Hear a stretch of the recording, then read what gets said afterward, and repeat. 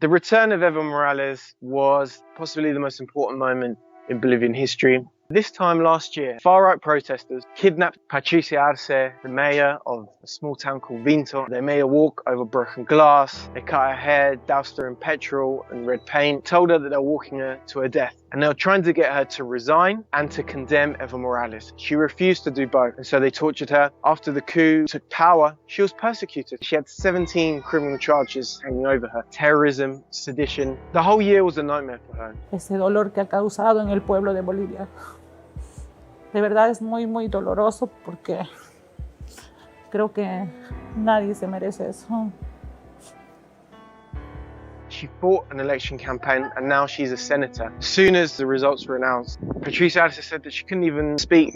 She was crying with happiness. She said, for the first time in a year, I'll be able to go to sleep and know there's not the threat of being taken away. The aim of the coup in Bolivia was to destroy the social movements that had built their own political party, which was the movement towards socialism, Evo Morales' party. However, they weren't able to crush the organization. Even though they persecuted the leaders, the movement towards socialism is more than a few figureheads. It's a coalition of social movements, trade unions, indigenous groups in every single region of the country. Immediately after the coup took power, there were two massacres. First in Sacaba, this is where Evo Morales used to be a union leader, and people from this region were trying to march to the city. However, when they got close, the police stopped them, and then military helicopters flew about 40 meters above the ground shooting at the crowd. 11 people were executed that day. A few days later, there was a second massacre. There is detention orders for the Interior Minister Arturo Murillo and the Defense Minister Fernando Lopez, the ones who ordered the executions. However, they've already escaped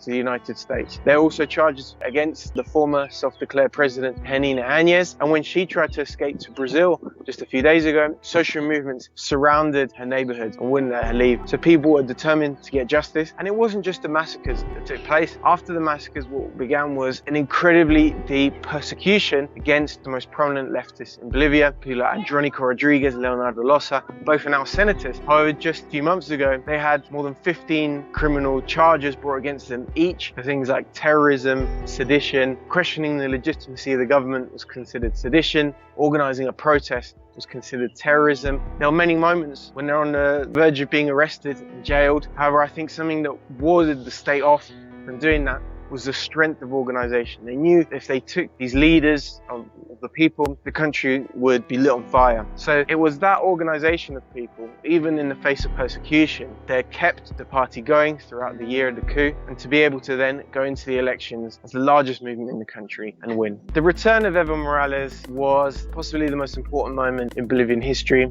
I was there in the town of Villazón, which is a border town with Argentina, and he came walking across the bridge with Argentina's president. The moment he stepped on Bolivian soil, just a mass of humanity just sort of descended. All the security that was supposed to be there just sort of dissolved under the sheer weight of people. Everyone just trying to touch him, trying to get a look. Filming for me became impossible as being, thrown around, being squashed by just masses and masses of people from all around the country had come to the border to receive him. We're part of his convoy, and everywhere he went, he is received as a father figure. People ran up to offer him their produce. One elderly lady just sort of ran in and just gave him a load of onions that she just picked from her land. That was the atmosphere. And what he's been doing since he's been back is going around the country to discuss how to strengthen the link between social movements and the state and the party. It's a role he's already played throughout the 90s and the early 2000s. He was the leader of the unions. He led the struggle against USAID, against the DEA. He built the party and spoke to the whole country. And that's what he's going to be doing again. And not just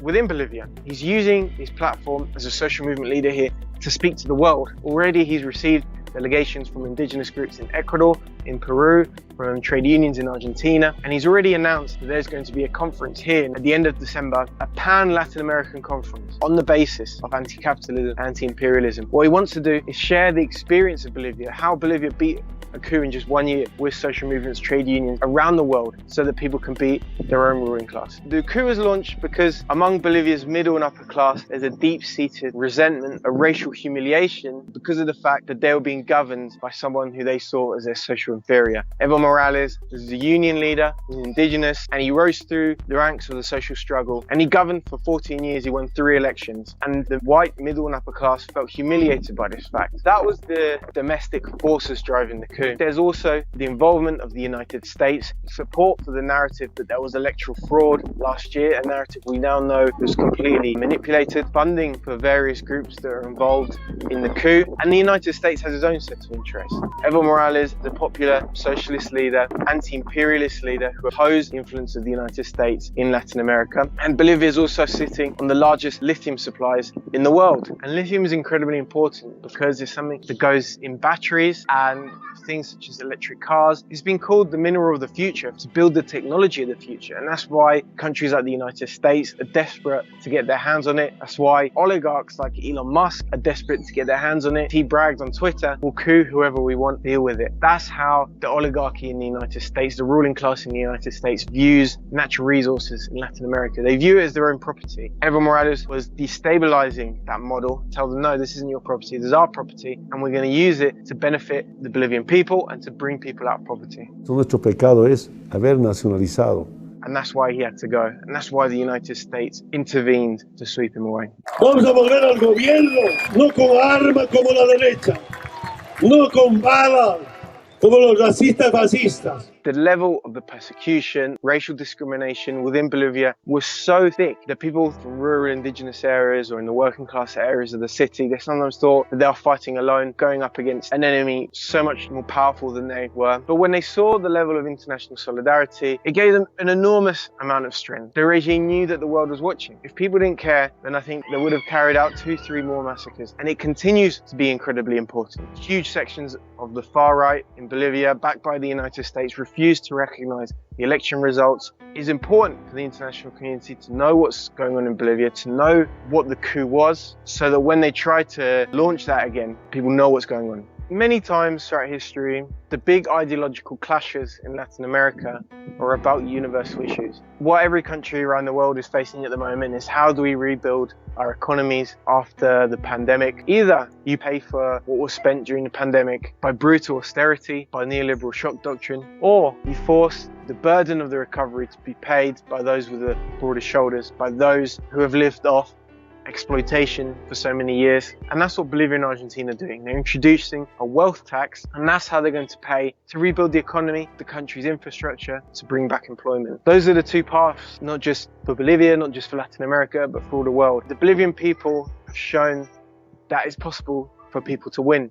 It's not inevitable for protest movements, social movements, to be in a situation of permanent oppositional protest. It is actually possible for those movements to beat the ruling class and take power and govern oneself. That's what Bolivia shows. There's nothing special about Bolivians or about Bolivian culture. This is something that can take place in every corner of the globe. It's something that needs to take place in every corner of the globe, because all around the world, people face the same problems of inequality, of poverty, of climate catastrophe. And these are things that can be beaten through taking lessons of Bolivia's experience, of how Bolivia nationalized natural resources and key industries to lift millions of people out of poverty, to building a democratic political model for governance in which social movements and trade unions participate in the exercise of power. These are things that can be applied everywhere around the world and should be applied everywhere around the world. Please support Double Down News. There's not many outlets that give a voice to people around the world struggling for democracy in countries like Bolivia. And I'm proud to be a part of it. Double Down News covers so many important issues within the UK, also here in Bolivia, where other outlets such as The Guardian have tried to ignore these stories. Double Down News has been shining a light. So that's why it's so important to support Double Down News on Patreon.